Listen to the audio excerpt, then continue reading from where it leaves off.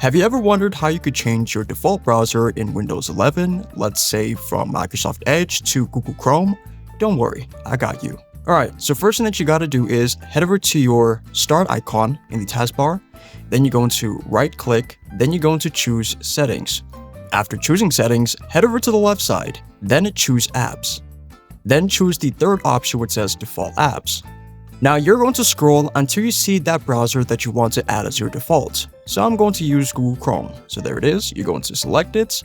And then at the top, it's going to say, make Google Chrome your default browser. Head over to the right and choose set default. And if you want to change it to a different browser, let's say Firefox, here it is. Click on it, go to the top, set as default. So if you go to the bottom here, it says set default file types or link types. So whenever you're opening these file types, it's going to show you which application is going to be used to view that file. So let's say AVIF, it's going to use the Photos app, or HTML, it's going to use Firefox. If you want to change it, head over to the right side, then choose this little option here with an arrow pointing to the corner. And then you can choose a different app, apart from the default app. So if you want to open HTML files, you can use Google Chrome, Microsoft Edge, and other things. And then once you're ready, select Set Default.